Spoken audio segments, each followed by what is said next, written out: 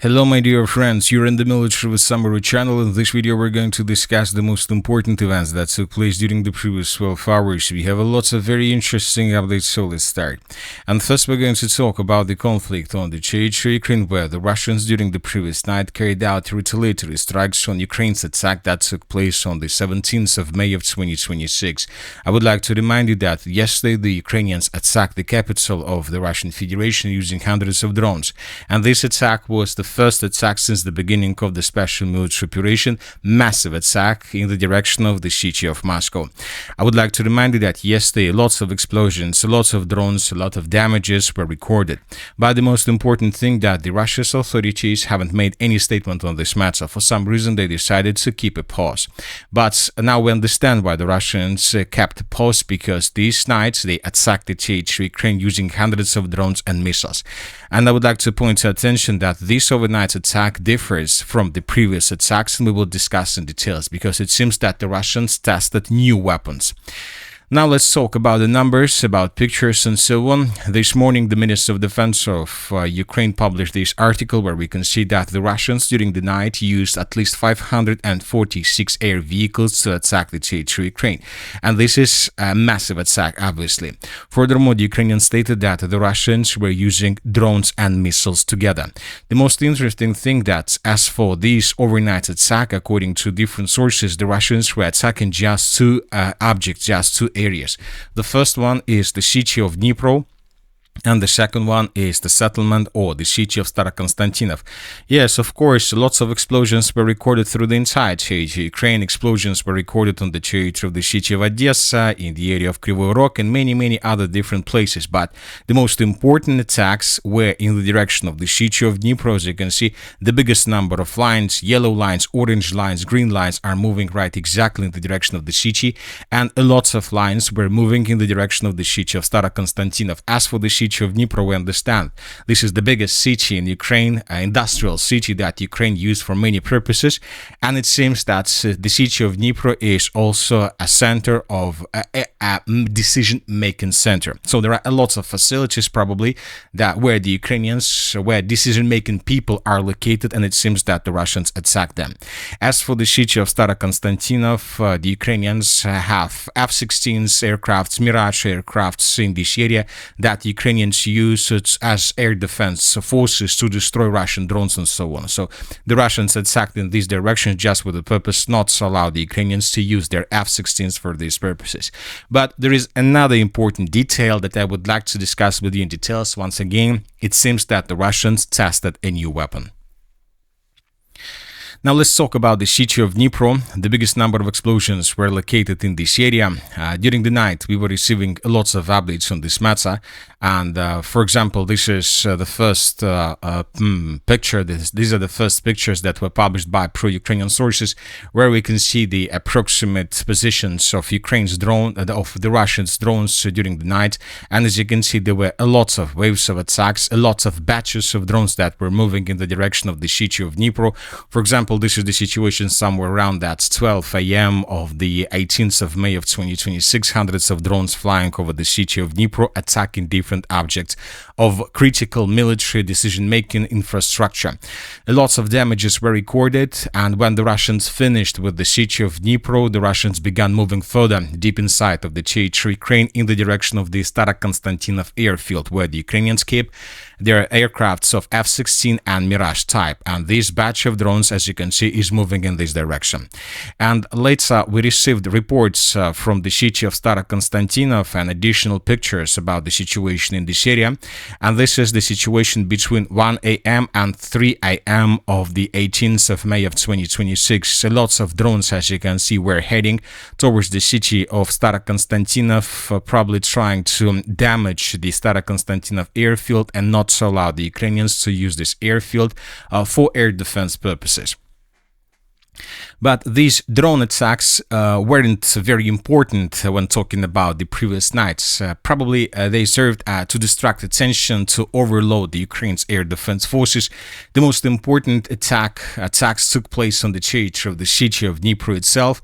The Russians, according to different sources and according to different mappers, were using Caliber missiles, Iskander missiles, but it seems that the Russians also used a new type of weapon.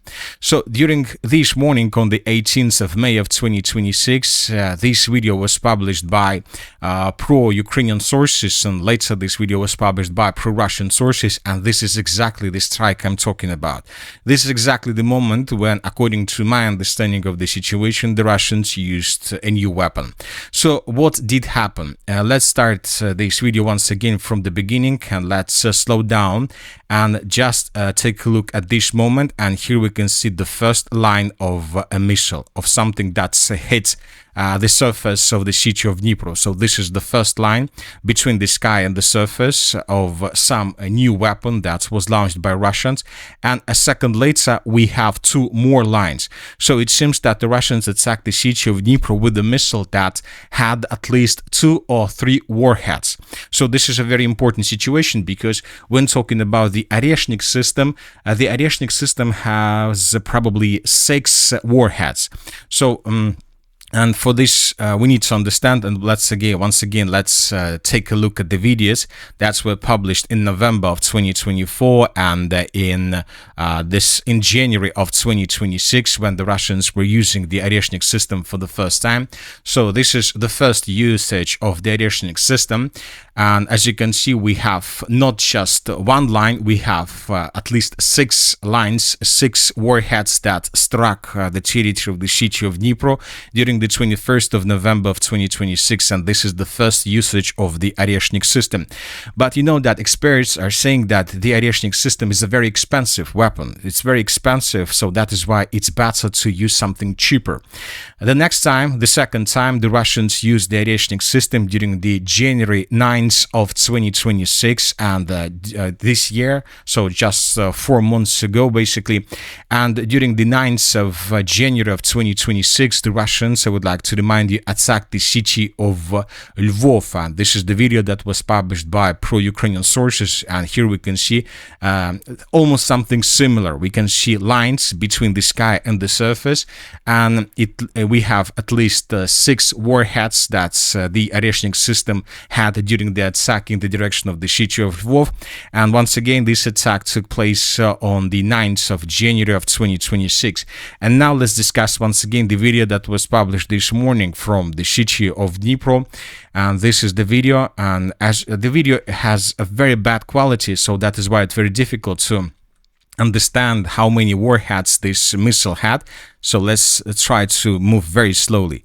So this is the first, this is the second, third, fourth, at least 4 lines between the sky and the surface of the city of Dnipro took place during the overnight attack on the 18th of May of 2026. One thing is clear, the Russians didn't use the original Oreshnik, but probably the Russians created something cheaper, something similar to the system of Oreshnik, but something cheaper that the Russians can use much more often, because you can't use Oreshnik every single month, and we understand that the Russians want to use something similar to the system of Oreshnik every single month, with the purpose to show superiority in this field.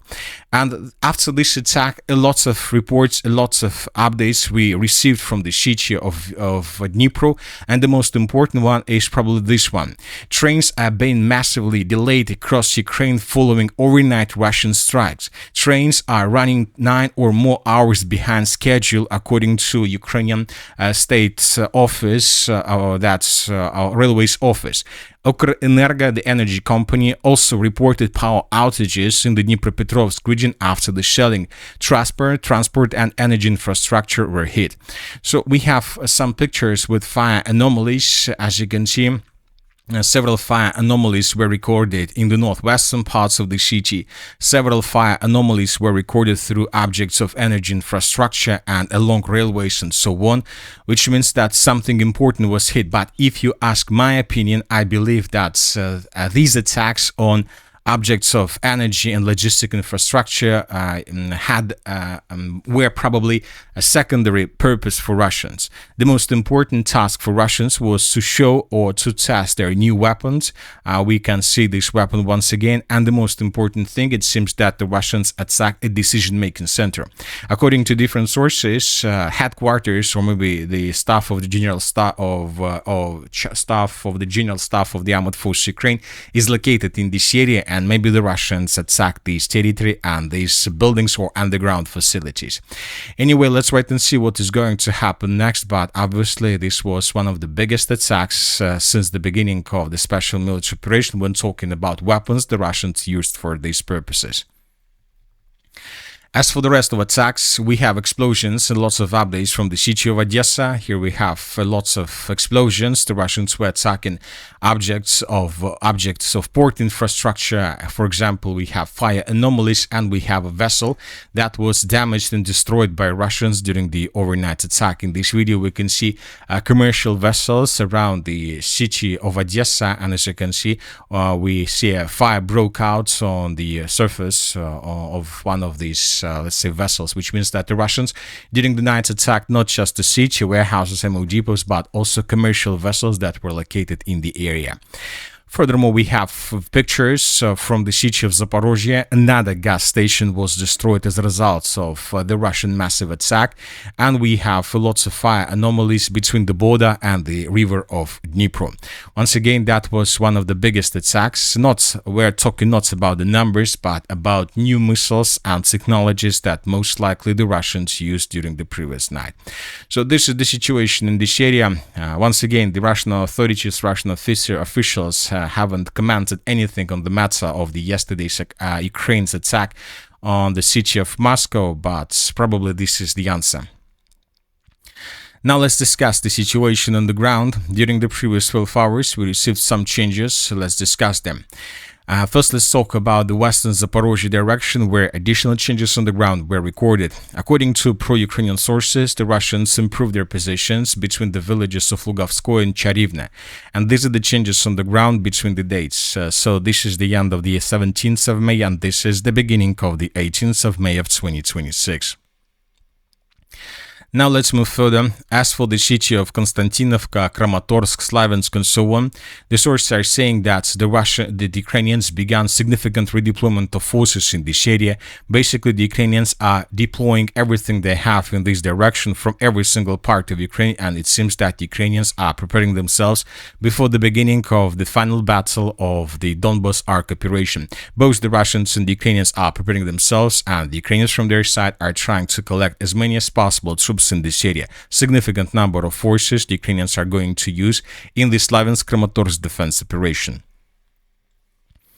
As for the Barove direction, today we received additional updates, and if you remember, these days we were talking a lot about this video that was published by pro-Russian sources, that according to this video, the Russians stated that they managed to take under complete control the settlement of Barove, and this information was later confirmed by the General Staff and by the Minister of Defense of the Russian Federation. And through this video, which is a very long one, we managed to find at least one geolocation of Russian troops, and this is the geolocation. Russian troops were moving along the Centralny Street, but the rest of the video was made on the territory of the settlement of Kolymychiha. So which means that the Russians used video from the settlement of Kolymychiha, and the Russians, based on the video made on the territory of Kolymychiha, reported that the settlement of Barove was taken under complete control. So as of now, it's very difficult to make any conclusions or any statements on this matter. Let's wait and see what is going to happen. The most important thing that the Russians were geolocated through the eastern parts of Barove. We have proofs, but obviously we don't have proofs that the Russians indeed managed to take under complete control. And considering the fact that the video was made in the completely different village, we can make a conclusion that probably the settlement of Barove is not under the Russian control, and that there are still very heavy clashes. Additional changes on the ground by different sources, media were made in the Kupiansk direction. The Russians continue advancing along the river Oskol and continue forcing the Ukrainians to fall back from the eastern bank over the western bank of the river.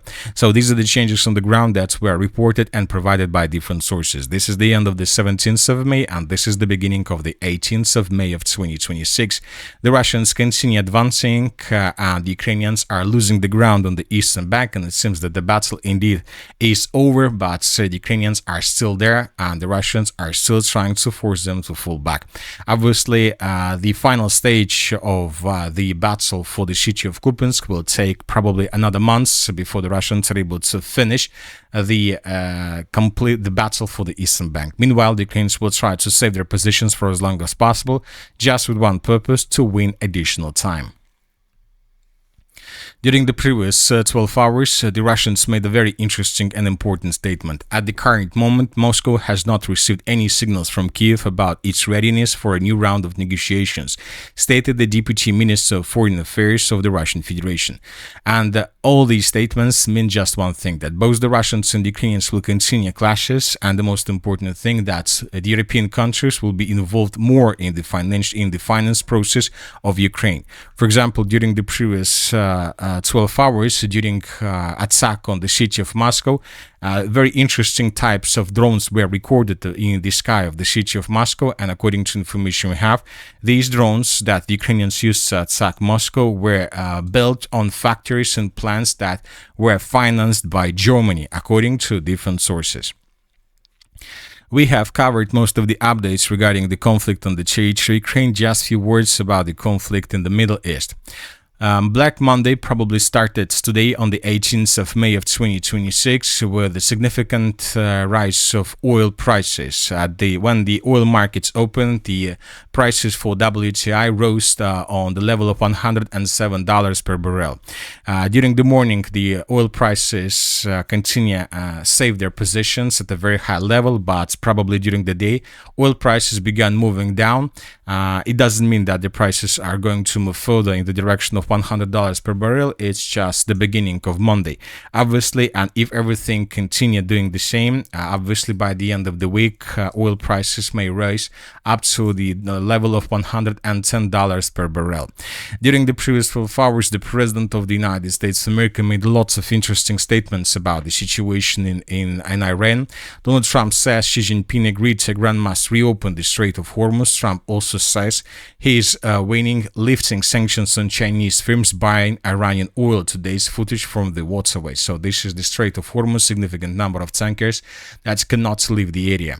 Furthermore, the President of the United States of America during the previous day published a lot of different pictures. And according to these pictures, the United States of America is ready for a ground operation. And also he emphasized that for Iran, the clock is ticking and they better get moving fast or there won't be anything left of them. Time is of the essence. So all these things signal that most likely in coming days, the ground operation will start. The US will resume launching strikes against Iran with a renewed vigor in the event of a lack of a deal with Tehran. That was stated by Trump. So let's wait and see what is going to happen next. The United States of America still hasn't prolonged the sanctions, still hasn't prolonged license for buying Russian oil, but probably this is going to be the first and the most important signal. If it happens, if the United States of America prolong license to purchase Russian oil, this means that within the next several hours, the strikes against Iran will resume. And that's it for the short video. The Military Summary channel reminds to condemn any violence in the world. Thank you for watching. Subscribe to my channel, put your likes, join my Patreon, and have a good day. Bye-bye.